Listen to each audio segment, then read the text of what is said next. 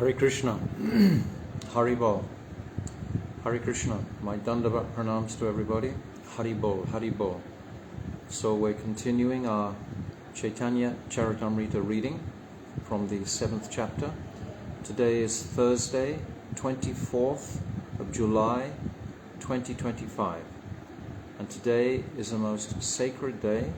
It's the Tirabhav of Srila Bhakti Rakshak Sridhar Maharaj, a glorious, glorious disciple of Srila Bhakti Siddhanta Saraswati.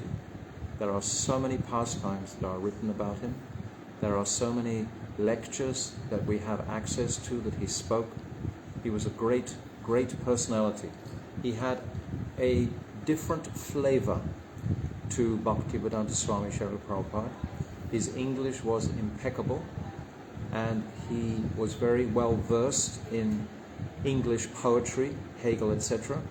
He was well versed in Western philosophies, and he used to be able to blend these together in a very beautiful delivery, so to speak, to explain wonderful conceptions. He describes himself as being a backward pushing man. He didn't want to take the front seat particularly. That wasn't his ambition. But he did that when Srila Bhakti Siddhanta Saraswati was on the planet. He would preach vigorously across India. But after he left, he just stayed pretty much in Koladweep, in Navadweep. And he had his place there. And he would speak regularly. And many Westerners would come and listen, and they produced so many books as a consequence of his lectures and him speaking. The Guardian series, etc. There are so many beautiful, beautiful books that he's written that his disciples have compiled. So, very gentle mood about him. So our YouTube is just, it's come back again. So we'll post Srila Bhakti Vigyan Bharati Maharaj's Bhavanuvad, his lecture, and you can read that for yourselves. But I'm sure many of you listening today will have so many books and so on of his, and be able to refresh his beautiful pastimes. So Srila Bhakti Rakshak Sridhar Maharaj ki jai.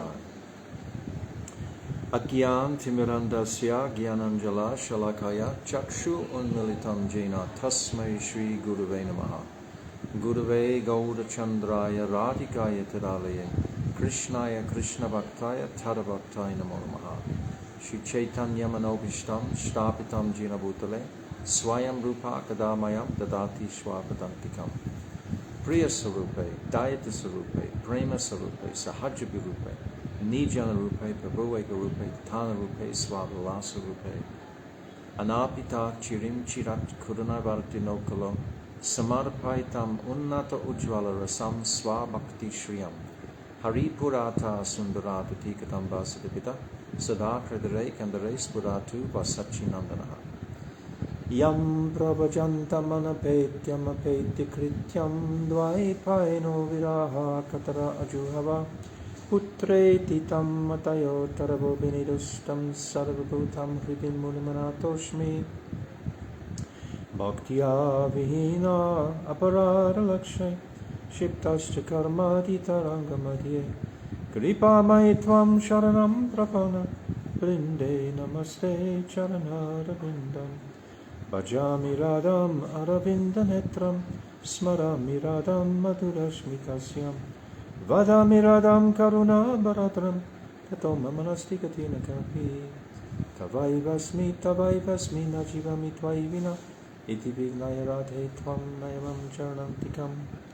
I first of all offer millions and millions of Dandavat pranams unto the lotus feet of my most beloved Gurudev, Adi-lila Pravishta Om Asto Tarasara Shishimad Srila Bhaktivedanta Narayan Goswami Maharaj.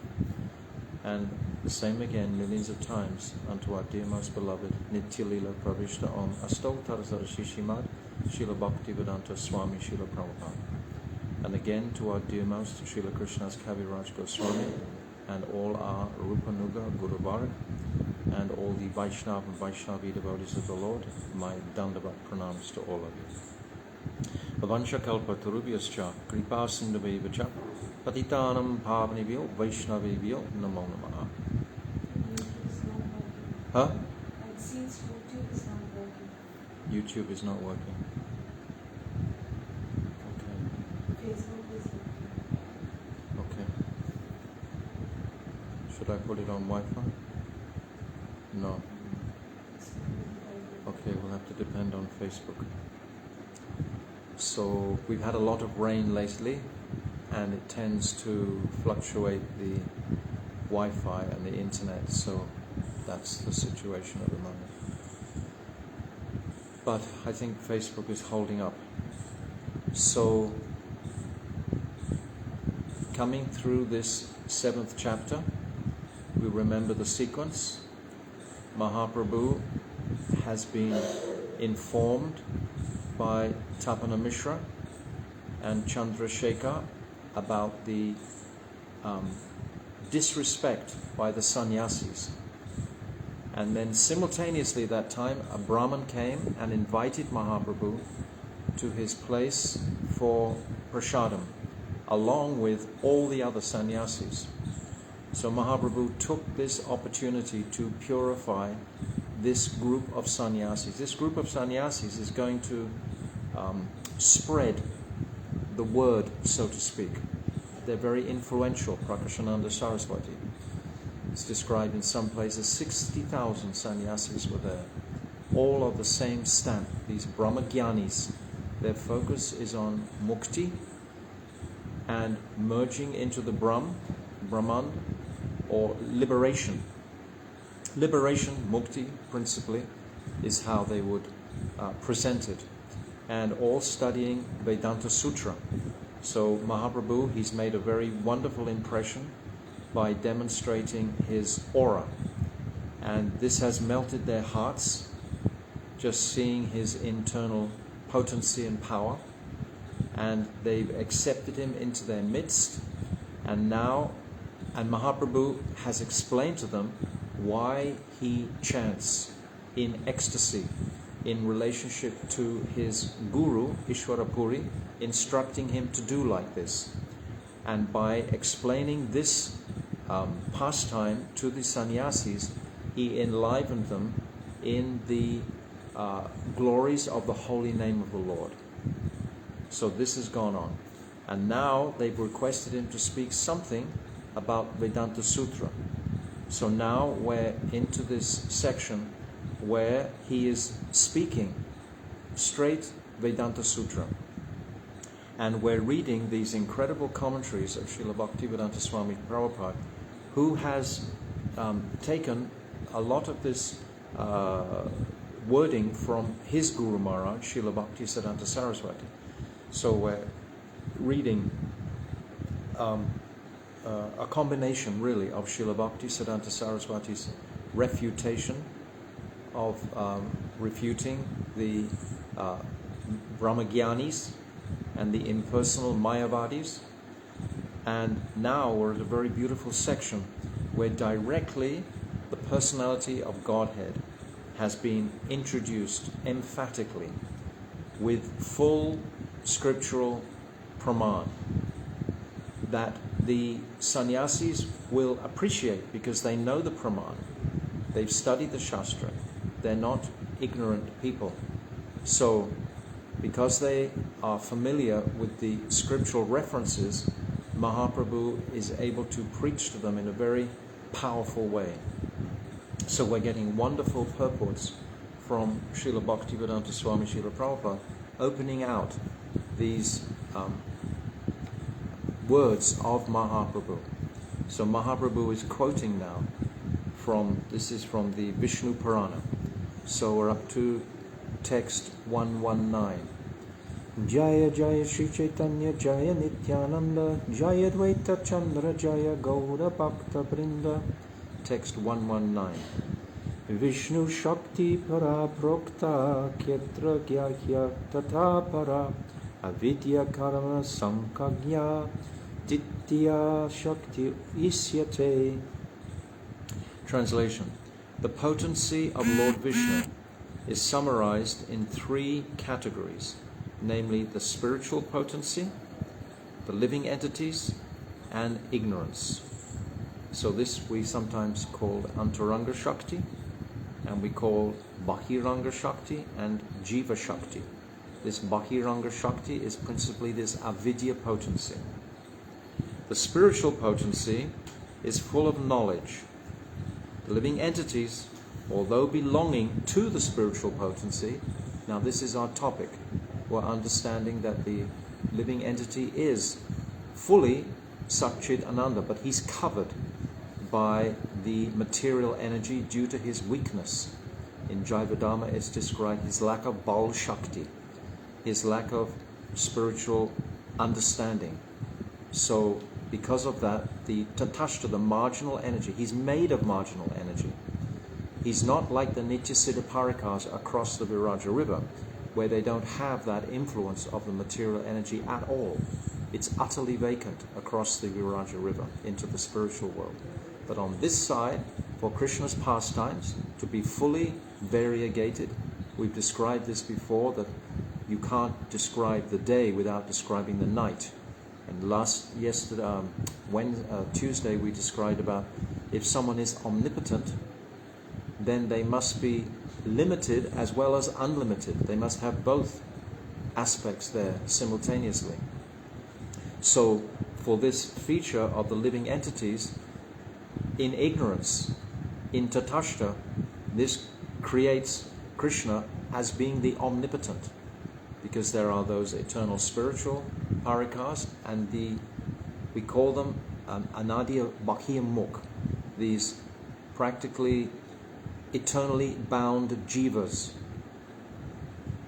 in the material world. They're eternally bound until they're liberated. We call them Bada Jivas. So it's explaining here these categories. The spiritual potency is full of knowledge.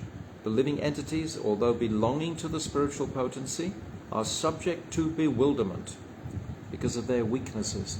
We can appreciate this as sadhaks. We appreciate all the time the potency of Maya Devi is always there, ready to hijack the mind unless the mind has become fully controlled by the sadhak. And that is not that is within our capacity to control the mind. Vacho vegam manasakrodhe vegam. All the acharyas have walked us through very carefully how to control the mind simply by focusing on Krishna principally. This is the principal way to control the mind, by thinking of Krishna. Are subject to bewilderment, and the third energy, which is full of ignorance, is always visible in fruitive activities. As long as we try and enjoy matter, this means we're in ignorance. We're in ignorance of our true identity, which is in fact spiritual. So understand these as an absolute fact. We've heard them perhaps for 20, 30, 40, 50 years practically, but still we have to hear it again repeatedly, because to have realization in these topics, we have to be so much convinced deeply of these truths, these essential, elementary truths, which are, as we described before, fully enumerated in the 2nd chapter of Bhagavad Gita, all the way through. Matter and spirit is delineated. So, purport. This is a quotation from the Vishnu Purana. That's the verse we've just chanted, 6.7.61. In the previous verse, quoted from the Bhagavad Gita, it has been established that the living entities are to be categorized among the Lord's potencies. Yes, we are the Lord's potencies. We're Bibinam Satatva. So, we are definitely of that spiritual constitution, but we have forgotten that due to our lustful nature desiring to enjoy matter, our misguided, ignorant nature to enjoy matter. The Lord is potent, and there are varieties of potencies. Parasya Shaktiya Vividaiva Suryate. Now, in this quotation from the Vishnu Purana, the one we've just chanted above, this is further confirmed. There are varieties of potencies, and they have been divided into 3 categories, namely spiritual, marginal, and eternal. If we can comprehend this, if we can be present now, fully listening to these descriptions, this will greatly fortify our focus and vision, and our shraddha, our faith, will be very much strengthened by understanding these topics clearly. They're absolute. It's like black and white, more or less, these distinctions. The spiritual potency is manifested in the spiritual world. Krishna's form, qualities, activities, and entourage are all spiritual. This is confirmed in Bhagavad Gita 4.5. Ajopi san avyayatma bhutanam ishvaro pisan prakritim swam adishtaya sambhavyame atma mayaya. Although I am unborn and my transcendental body never deteriorates, and although I am the Lord of all living entities, by my spiritual potency I still appear in every millennium in my original transcendental form. So although the Lord is unborn and he has only a transcendental body, still he appears in this material world out of his causeless mercy and compassion. This is the reason why in the spiritual world this Karuna Shakti, this compassionate Shakti, doesn't really have a place, because everyone is so blissfully satisfied and happy in their devotion to Krishna. So there's not a reason to become compassionate excessively. But in this material world, compassion is needed radically. So Krishna has this opportunity to relish this Karuna Ras in this material world. So he comes for this reason, out of his compassion. Atma Maya refers to the spiritual potency.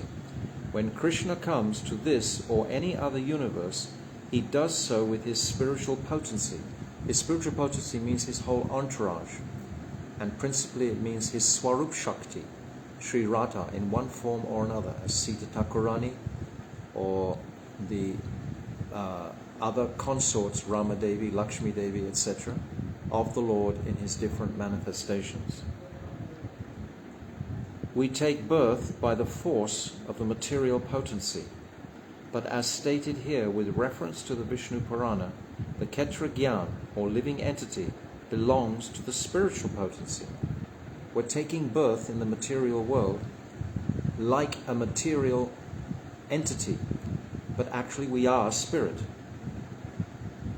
Thus, when we free ourselves from the clutches of the material potency, we can also enter the spiritual world. This will be entering the spiritual world of consciousness. This means we will be becoming spiritually conscious. It doesn't necessarily mean we'll be crossing over the Viranja River immediately. It means we can access this state of consciousness now in this material world, because I am spirit. That spirit is there eternally. It can never leave me. So at this very moment, I can experience that spiritual reality. It's conceivable. The Mahabhagavats are always living in that spiritual world, in that spiritual reality. We can also aspire for that state of consciousness continually. The material potency is the energy of darkness, or complete ignorance of spiritual activities. What's that? Rite ritam yat pratiyata na pratiyata katmani tad vidyat atmanomayam yato basa yato mamaha. That this is describing that the absolute truth is the only real truth. You should understand that which is seen to be separate from this truth and not existing within it is a product of the Supreme Absolute Truth's deluding potency of Maya. The following example demonstrates this. This Paramatattva can be compared to the sun, which is an object existing of light. The sun is experienced in two other forms, namely its reflection and darkness. Similarly, in regards to the Absolute Truth, reflection pertains to the living entities, Jiva Shakti, and darkness to the material creation, Maya Shakti. So YouTube is finished.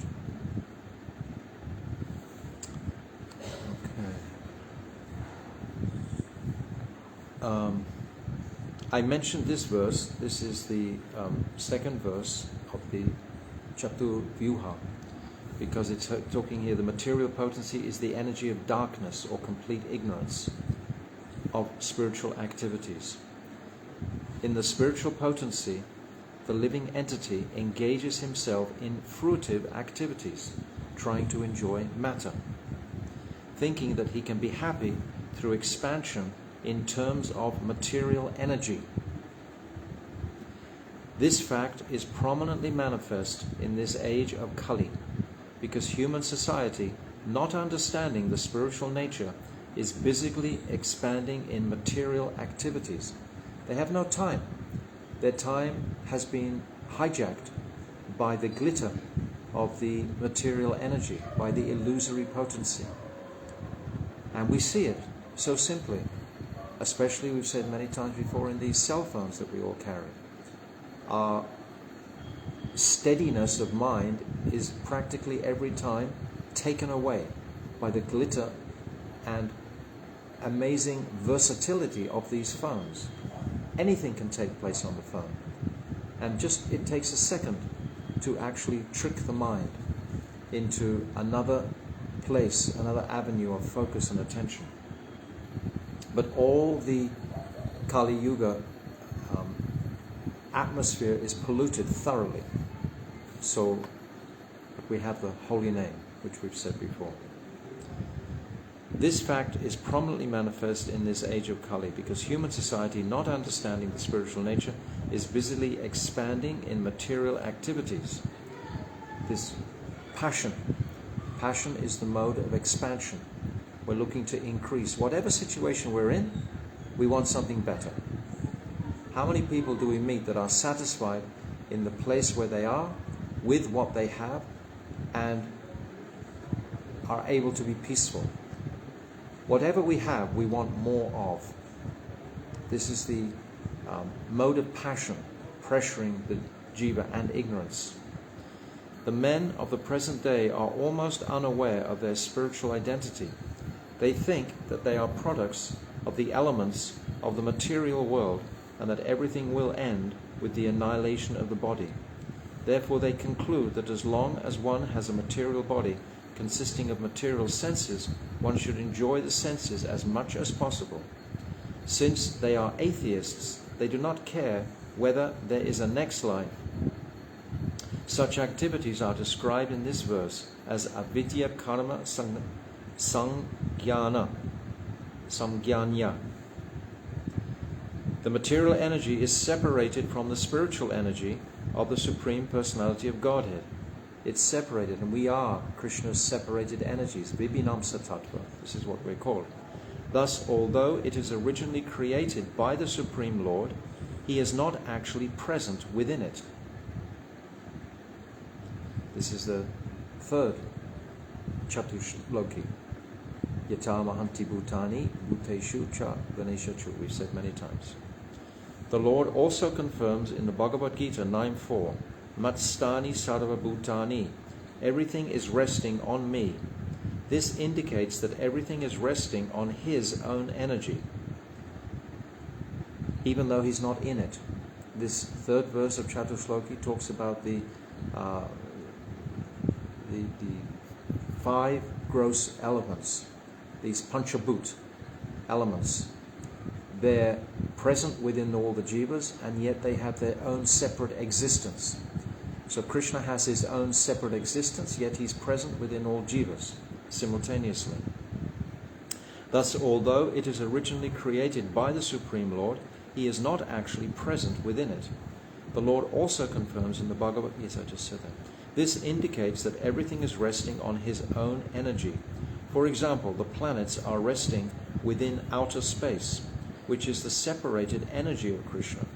The Lord explains in Bhagavad Gita, Bhumya apa nalo vyaya kam mano buddhya eva cha ahankara iti yam me bina prakritiya astadad.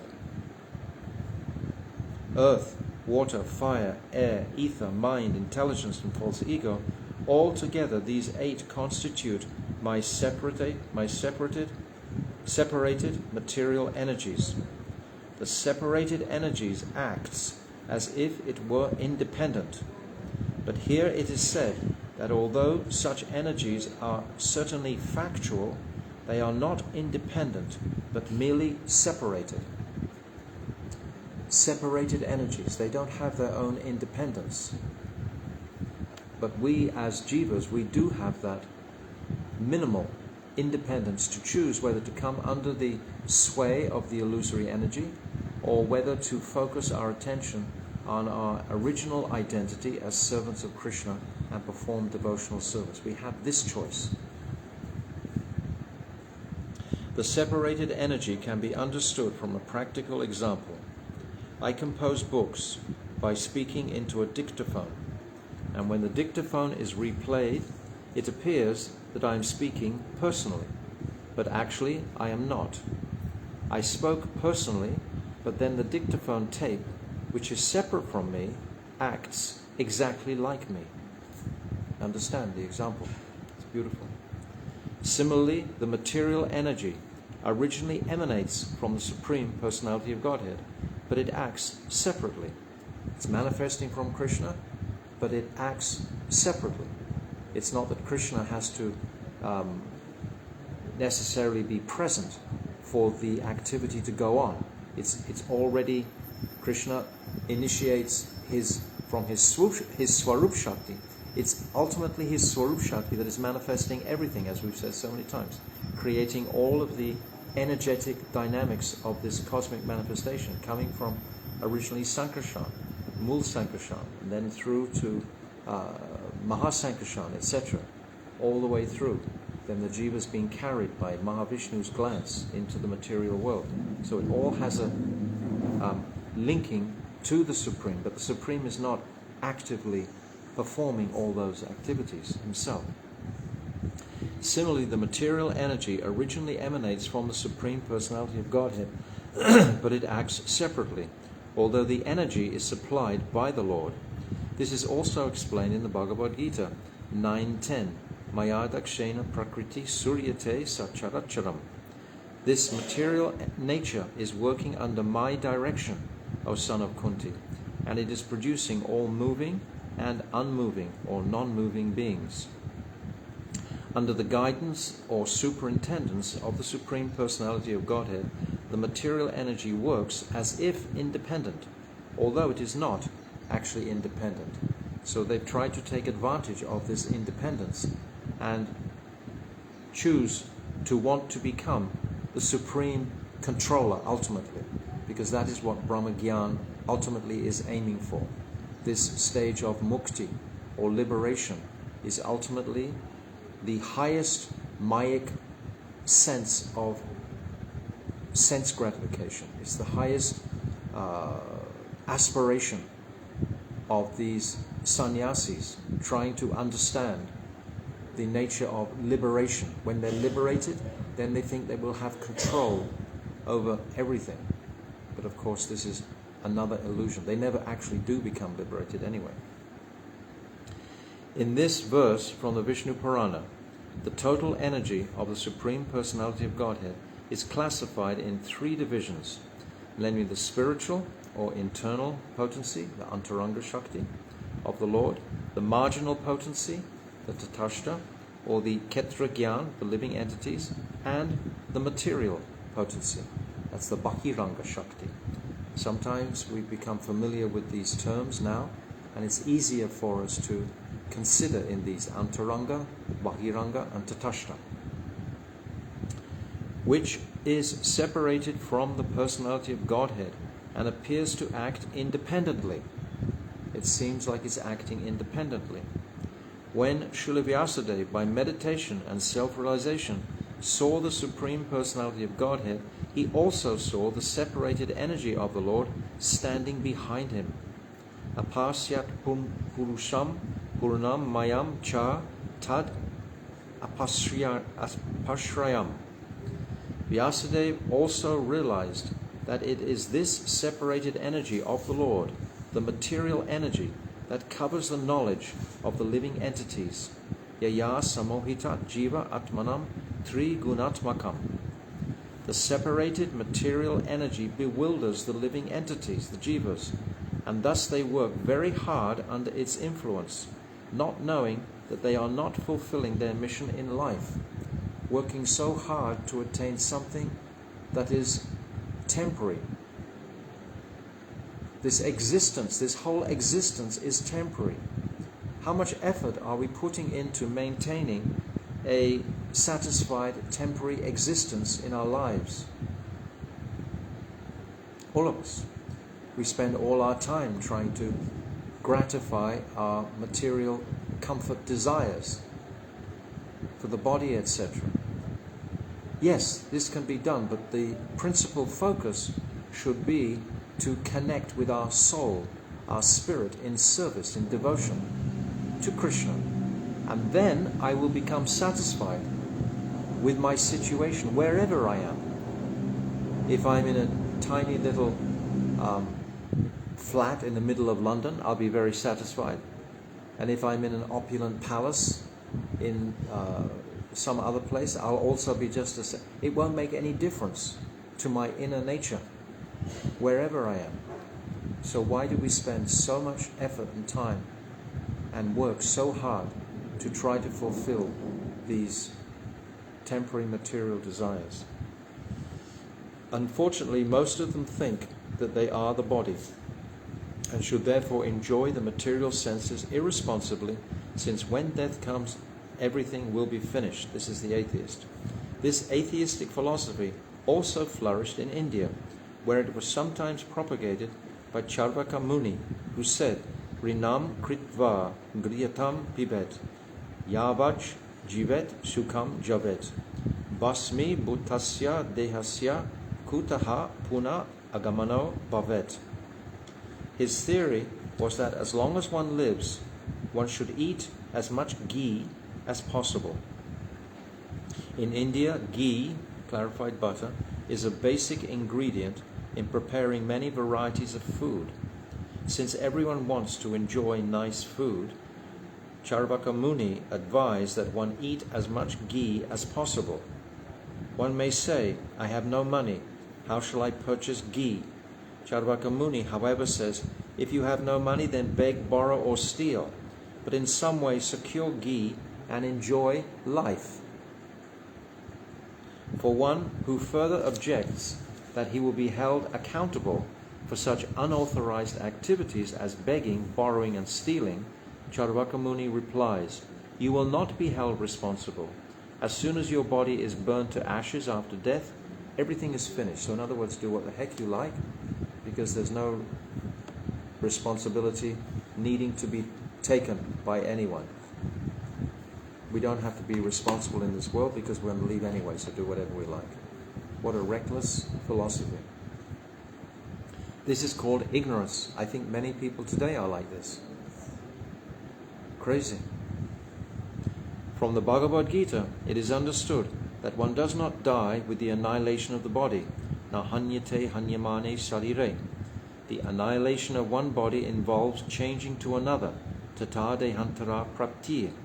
Therefore, to perform irresponsible activities in the material world is very dangerous. Without knowledge of the spirit soul and its transmigration, people are allured by the material energy to engage in many such activities. And if one could become happy simply by dint of material knowledge without reference to spiritual existence, so they just want to ignore the spiritual directives and try to somehow or other get their pleasure from matter. It's a tragedy. We need a certain amount to sustain ourselves and our families. But that amount, if we depend on Krishna for that, Krishna will supply that. Ananyas chintayanto mam ye jana paripasate. He says directly in Bhagavad Gita, chapter 9. He's saying directly that I will provide what you don't have, and I support what you have. Like this. Where am I up to? Without reference to spiritual existence. Therefore, the entire material world and its activities are referred to as avidya karma samgyanya. These are beautiful expressions Prabhupada is illuminating here. In order to dissipate the ignorance of the human beings who work under the material energy, which is separated from the Supreme Personality of Godhead, the Lord comes down to revive their original nature of spiritual activities. He comes down in many ways. He comes down in the form of His name also, His scriptures also. Yada yada hi dharmasya glani bharviti bharata. As soon as they deviate from their original nature, the Lord comes to teach them. Sarva dharmam parityaja mam ekam sharanam braja. My dear living entities, give up all material activities and simply surrender unto me for protection. Simply fall into the arms of the Lord with a submissive mood. Like Draupadi. Finally, Draupadi, she raises both her hands in the air. She's trying with her natural material proclivity to hold on to her robe. She's even using her teeth. But finally she realized that Dushashan is far stronger and there's no support. So therefore, Ha Govinda, Ha Govinda. She calls out for Govinda. So do we wait until that very point of leaving our body when we're going to call out to Krishna? When we realize that our soul is about to leave our bodies? When we've tried every avenue, gone to every hospital, doctor, etc. to cure whatever it is we've got? Is that when we're going to surrender at the very final end? We can make that decision prior to then. We can actually, with our intelligence, hearing these purports, hearing this Srila Krishnadas Kaviraj speak to these Mayavads, we can hear that if we are intelligent, we can take it into our lives now, into our consciousnesses now. We don't have to wait for that point of death. This is what an intelligent man will do. Most of us are not intelligent. So therefore we have to wait until that the soul is yanked out of the body. It is the statement of Charvaka Muni that one should beg, borrow, or steal money to purchase ghee and enjoy life. Nirnam kritva gritam pibet. Thus even the greatest atheist of India recommends that one eat ghee, not meat. No one could conceive of human beings eating meat like tigers and dogs. But men have become so degraded that they are just like animals and can no longer claim to have a human civilization.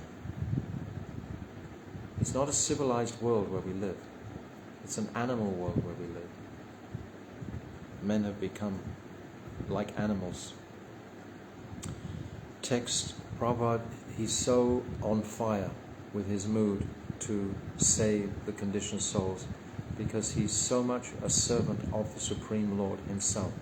He's so anxious to do his service to Krishna, and he's speaking so boldly and so directly about the path of Krishna consciousness, and we are so fortunate to be sitting here in his sights, so to speak, to be hearing these words. I was thinking yesterday, I'm so lucky to be able to read these commentaries publicly. I don't think if I traveled around doing preaching at general programs, where very often it's just more a mood of entertaining. Sometimes we have to do a lot of entertaining when you're on the road, going to different groups and this and that, and tell stories and so on. But here, we're getting the hardcore, direct philosophy. And somehow, in this set of circumstances, I'm able just to read directly these purports. I don't think audiences would be very comfortable for very long just hearing these purports directly. But on live stream, you don't get a choice, because that's what I'm doing. So if you want to watch it or not watch it, you don't have it. But I'm very satisfied anyway to have the fortune to be reading these beautiful purports. Bhaktivedanta Swami Prabhupada said his ecstasies were in his purports. These are the ecstasies. And he's giving his whole self enthusiastically to try and save the conditioned jivas. Text 120. Hena jiva tattva lana laki para tattva achana karile shrista ishvara mahatva. The Mayavad philosophy is so degraded that it has taken the insignificant living entities to be the Lord. Remember, this is Mahaprabhu is speaking this directly to the Mayavadi sannyasis. Directly he's speaking this.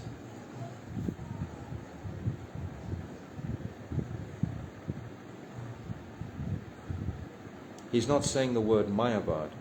He's saying Hena Jiva Tattva. The Jiva Tattva has become so degraded. But here in the translation, it's saying the Mayavad philosophy is so degraded that it has taken the insignificant living entities to be the Lord, the supreme truth, thus covering the glory and supremacy of the absolute truth with monism. Monism means there's only one.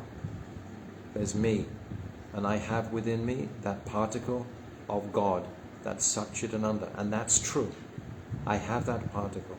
But with that potency, if I connect with the principal potency, then that potency will become fully alive and inflamed.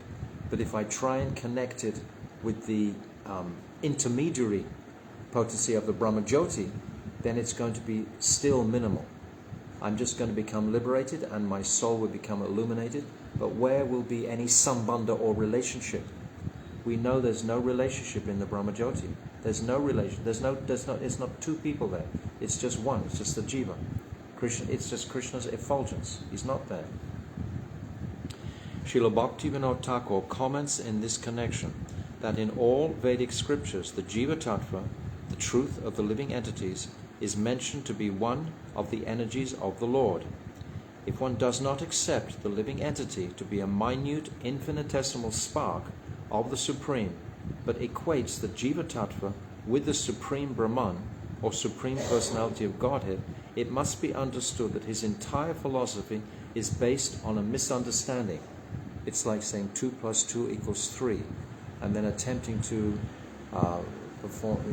go through the Pythagoras theory, whatever, or any higher mathematics. We've got the very first premise is incorrect. But this disease of wanting to be God is the first disease that attracted us to this world, rather in the Brahman, rather than go to Krishna directly. We were attracted by this opportunity to be like God, to appear like the controller, build skyscrapers, etc. Apparently send rockets to the moon. Unfortunately, Sripad Sankaracharya purposely claimed the Jiva Tattva, or living entities, to be equal to the Supreme Lord. This was his job. This was Sankaracharya's designated service to the Lord. He asked him to do this. Therefore, his entire philosophy is based on a misunderstanding, and it misguides people to become atheists whose mission in life is unfulfilled. If this becomes our mission in life, to connect with our souls as if they were the Supreme Lord, then we can never be successful. Yatma suprasidati. This suprasidati means joyful. When my Atma is connected to the Supreme Soul, then it's joyful. The mission of human life, as described in Bhagavad Gita, is to surrender unto the Supreme Lord and to become his devotee. But the Mayavadi philosophy misleads one to defy the existence of the Supreme Personality of Godhead and pose oneself as the Supreme Lord. Thus it has misguided hundreds of thousands of innocent men. In the Vedanta Sutra, Vyasadeva has described that the Supreme Personality of Godhead is potent, and that everything, material or spiritual, is but an emanation of his energy. The Lord, the Supreme Brahman, is the origin or source of everything, Janmadi Asya Yata, and all other manifestations are emanations of different energies of the Lord. This is also confirmed in the Vishnu Purana. ekadashe stitashyanga jyotishna vistarani yata parasya brahmanaha shaktis tatedam akilam jagat.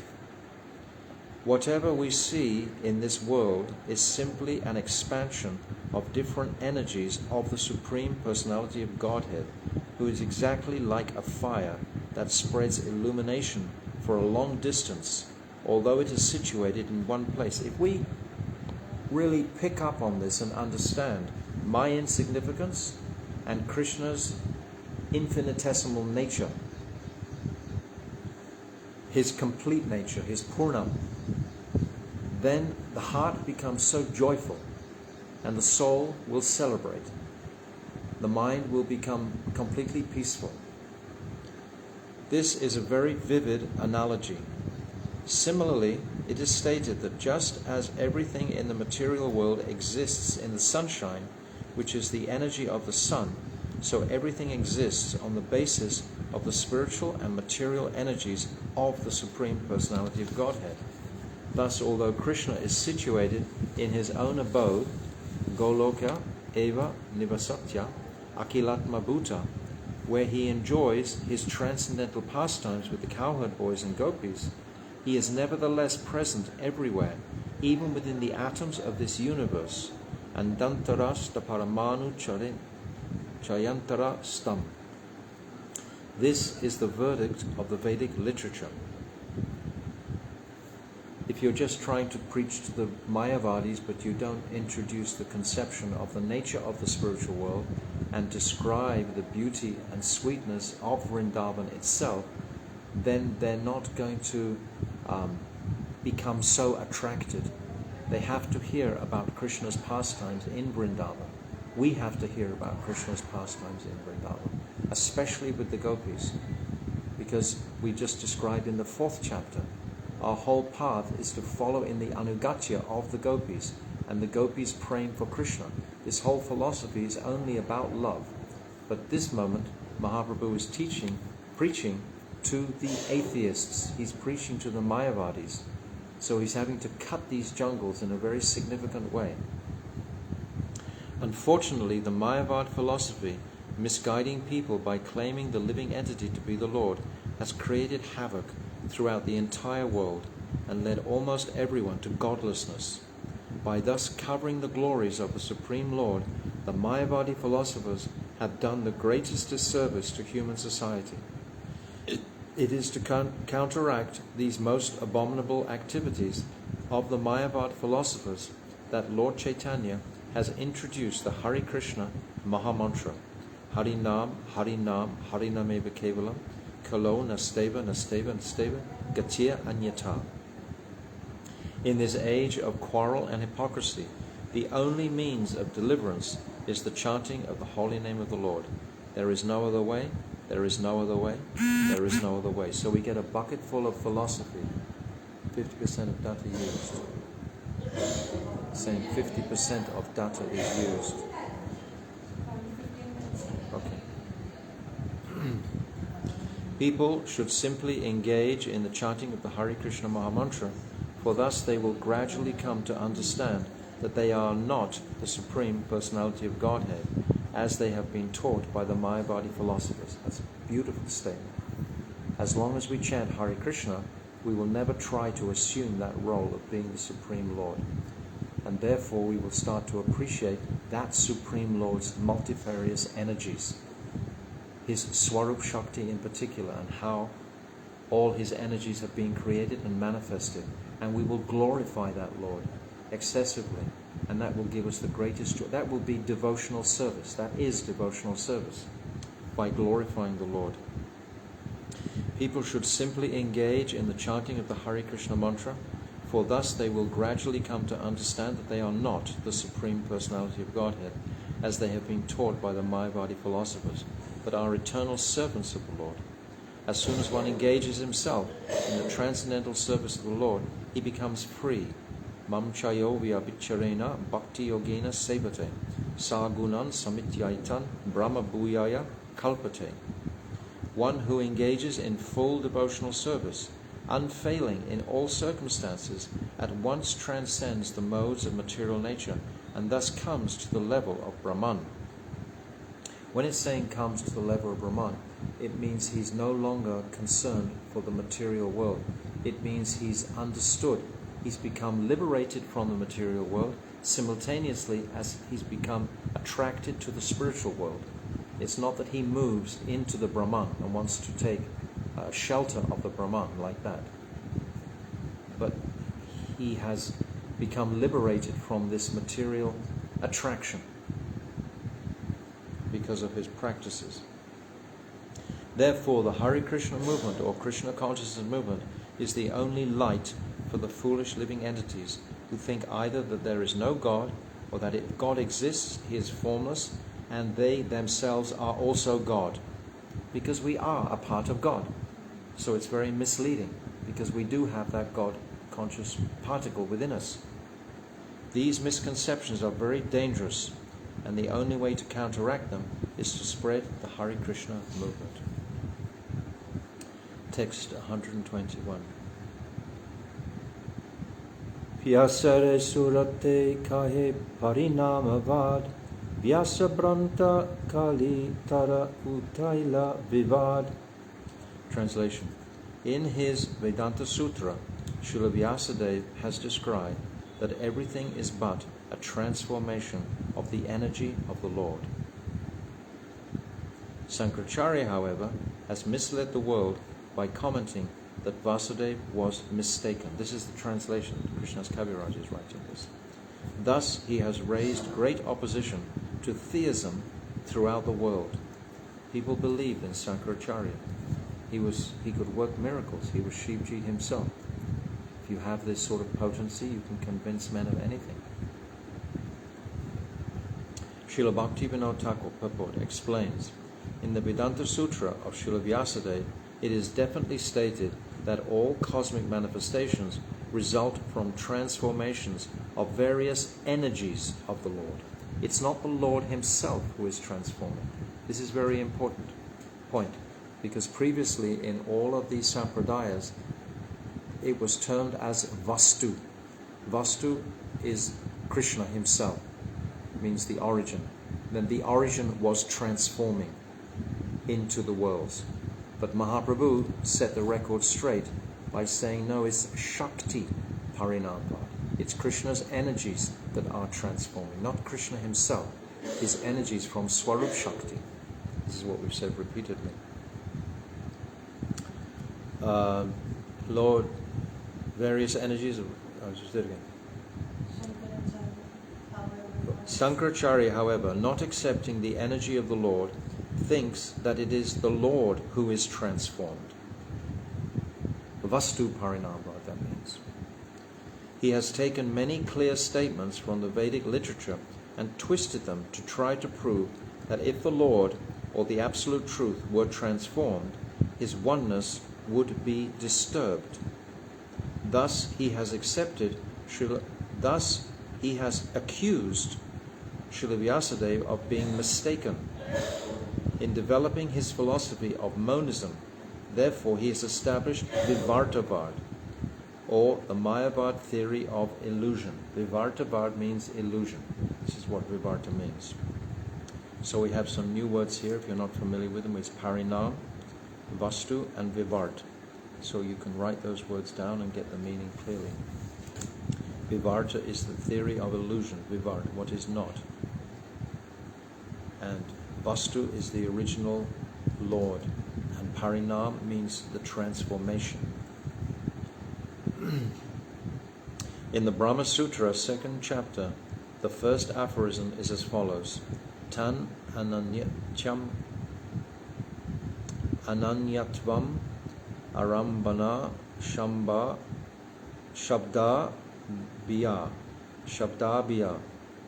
Commenting on this sutra in his Sariraka Bhasya, Sankaracharya has introduced the statement of Vacharambanam,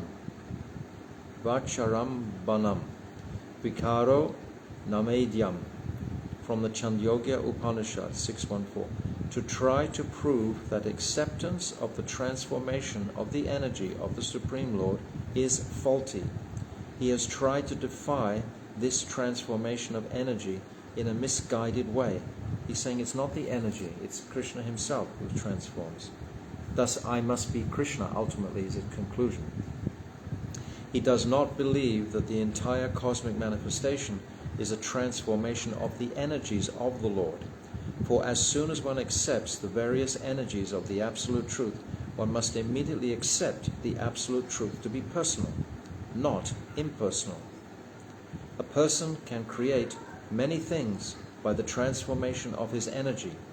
For example, a businessman transforms his energy by establishing many big factories or business organizations, but yet he remains a person, although his energy has been transformed into these many factories or business concerns. Similarly, Krishna is the same. It's his energy that is transforming. The Mayavadi philosophers do not understand this simple fact. They think it's Krishna that is transforming, therefore I also am Krishna ultimately, because I am transforming. This is how they concluded.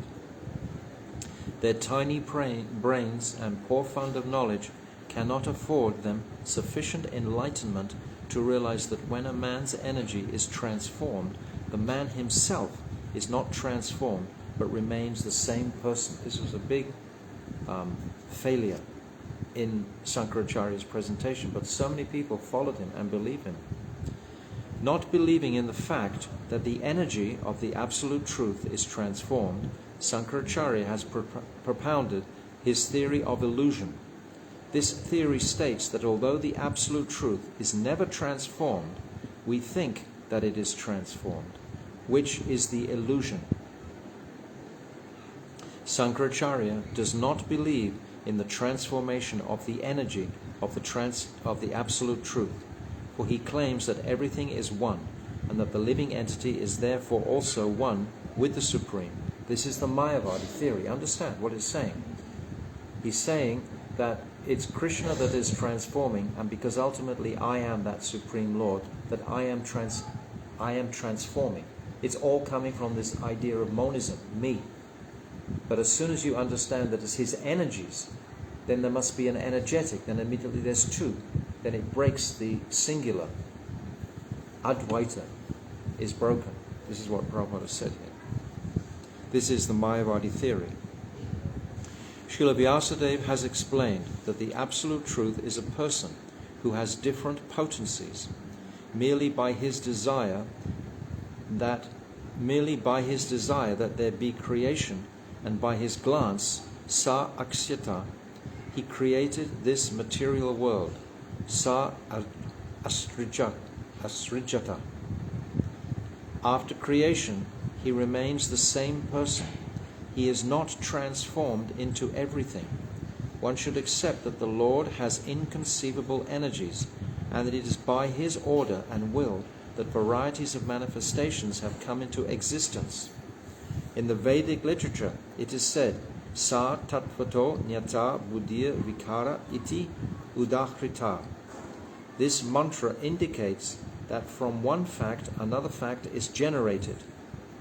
For example, a father is one fact, and a son generated from the father is a second fact.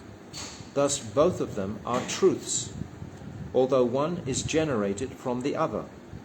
This generation of a second, independent truth from the first truth is called vikar.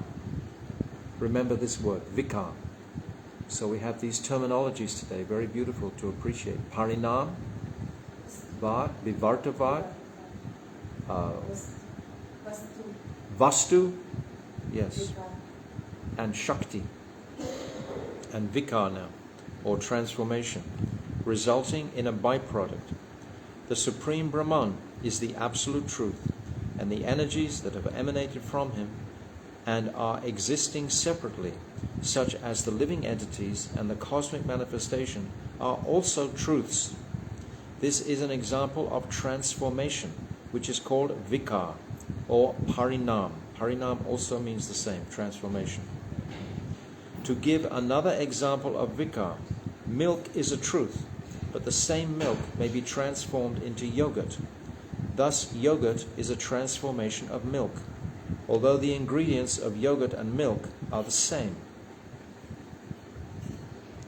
One has been transformed into the other. In the Chandyoga Upanishad, there is the following mantra: Ataidad Atmayam Idam Sarvam. This mantra indicates without a doubt that the entire world is Brahman.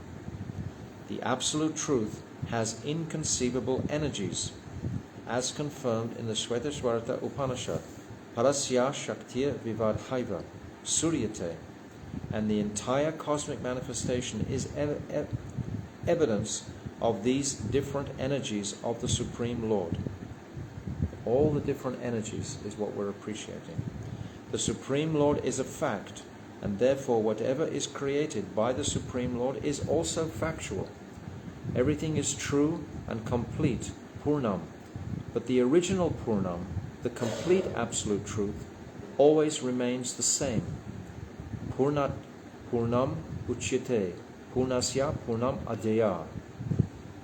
The Absolute Truth is so perfect that although innumerable energies emanate from Him and manifest creations which appear to be different from Him, He nevertheless maintains His personality.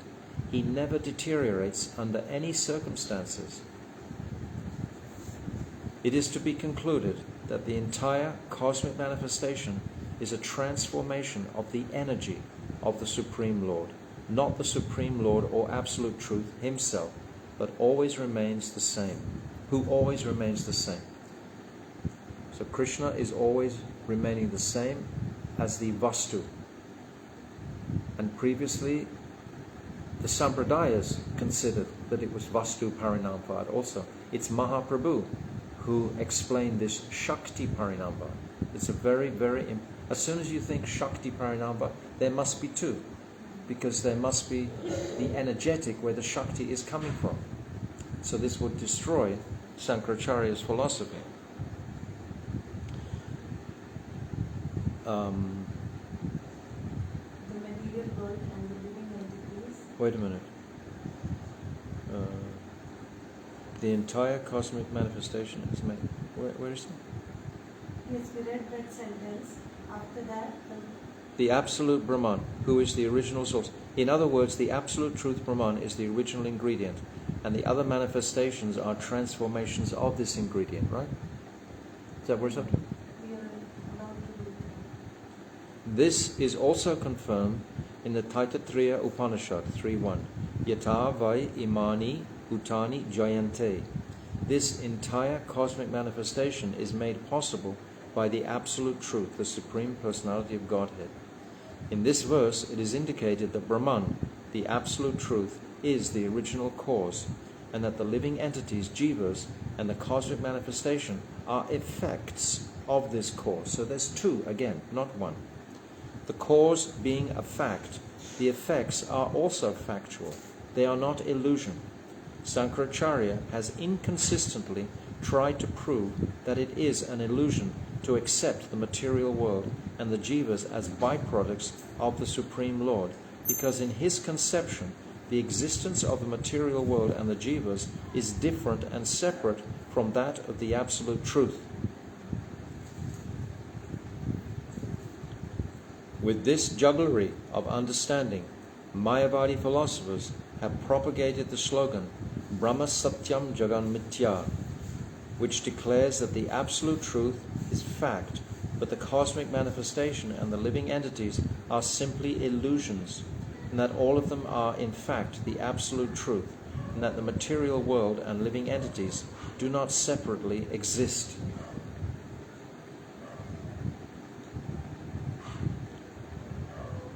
It's very, very beautifully described.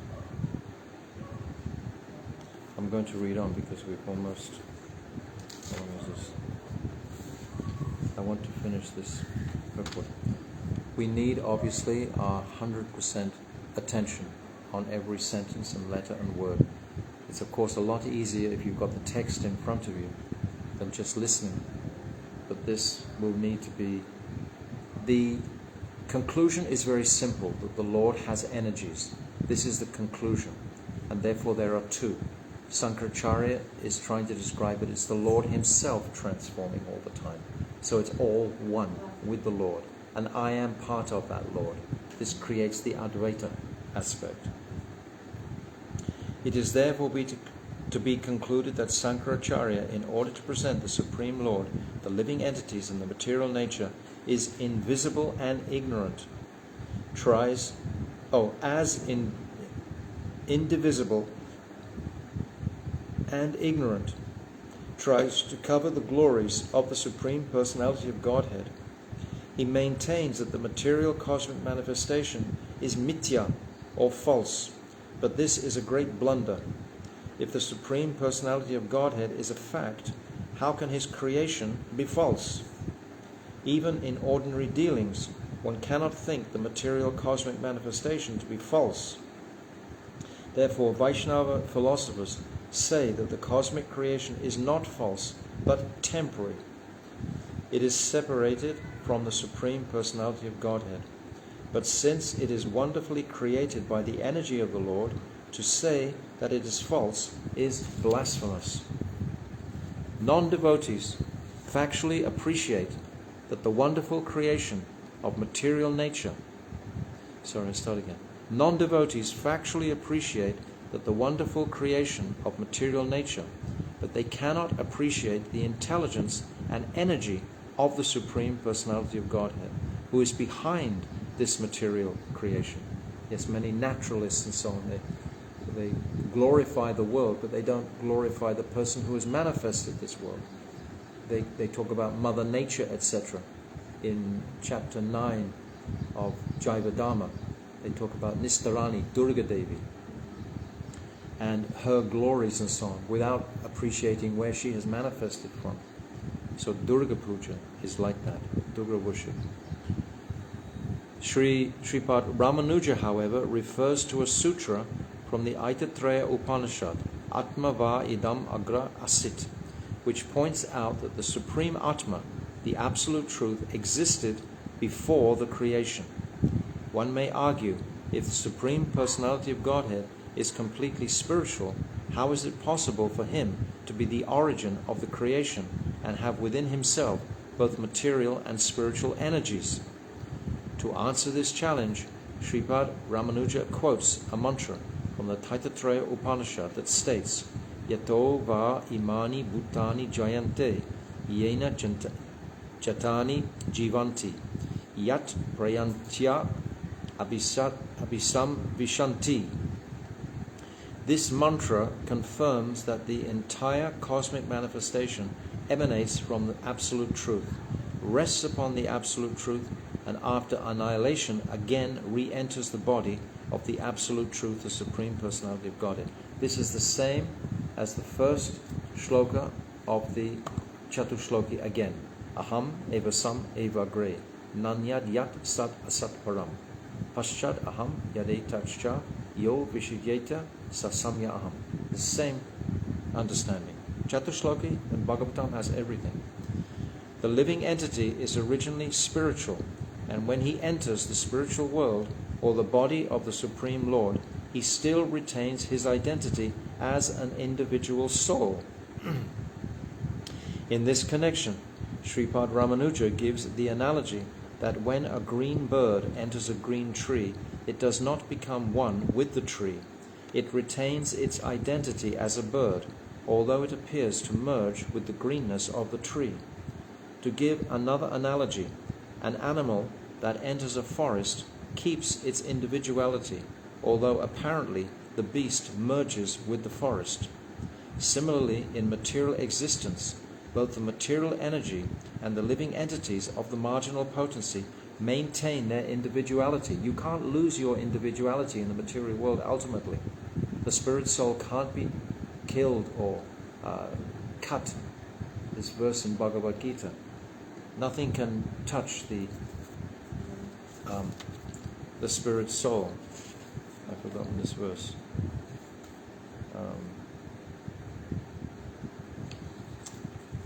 Somebody can remind me this verse. The spirit soul cannot be cut at any time. There's a Najayate Mrite Vakarichin. there is never a birth nor death at any time, nor is the soul come into being. He does not come into being, and he will not come into being. He is unborn, eternal, ever existing and primeval. He is not slain when the body is slain. Na jayate mrite vakadichin, nayam buddha bhavita vana baya. Ajo nitya shashvato yam purano, na hanyate hanyamane sarire. This is verse 220 from the Bhagavad Gita. There are so many verses like this in the Bhagavad Gita. This is an expansion of these verses that Bhaktivedanta Swami Prabhupada is giving us.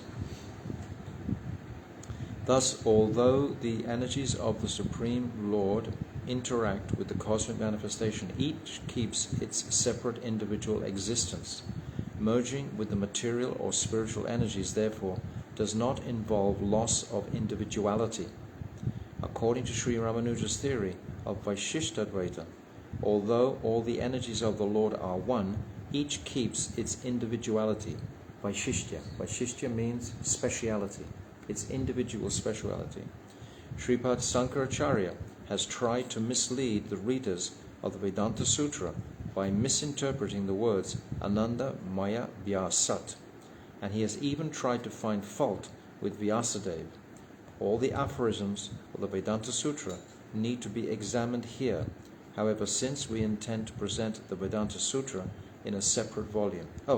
All the aphorisms of the Vedanta Sutra need not be examined here, however, since we intend to present the Vedanta Sutra in a separate volume. So this was Prabhupada's intention, but I don't think that actually happened. So we've reached verse 122, and we'll stop for today. Basically, it's quite simple. It's not a difficult consideration. How he's defeating, but he's speaking to these Mayavadi sannyasis who are deeply engrossed in Vedanta Sutra. So they have to hear it in such a way that is going to purify them. That means it has to be presented according to Vedanta Sutra itself, but the principal conclusion is that Krishna is not transforming. This is what we've read today. But his energies are transforming. Shakti Parinambad. Parinambad means transformation. So his energies are transforming. And as soon as you accept this understanding, then you must accept that there's two. The energies must come from the energetic. So who is the energetic? That is the Supreme Personality of Godhead. So there you defeat the Mayavad conclusion. Sri Caitanya Caritamrta Ki Jai, Anantakota Vaishnava Ki Jai. I hope the people listening could keep up with it. I read quite quickly. We could take weeks and weeks going through this quite happily. And if we had a live audience, I hope there would be many questions that we could go clear any misconceptions that come. The actual language is quite simple. If we read it for ourselves carefully, it's not difficult to understand, because the basic premises, the basic conclusions are simple. A simple person will understand it. A complex person will have too many questions about it. So Sri Caitanya Caritamrta Ki Jai, Anantakota Vaishnava Vrinda Ki Jai, Go Premanande, Hari Hari Bol. Hare Krishna, Krishna Krishna, Hare Hare, Hare Rama, Rama Rama, Hare Hare, Hare Krishna, Krishna Krishna, Hare Hare, Hare Rama, Rama Rama, Hare Hare. O Hare Krishna, Krishna Krishna, Hare Hare, Hare Rama, Rama Rama, Hare Hare. O Hari Bol, Hari Bol, Hari Bol, Gauda Hari Bol, Nitai Gauda Hari Bol, Hari Bol, Hari Bol, Gauda Hari Bol. Go Premanande, Hari Hari Bol. Vanchakalpatarubhyascha, Kripa Sindhuvevacha, Patitanam Pavnebhyo, Vaishnavebhyo, Namo Namaha.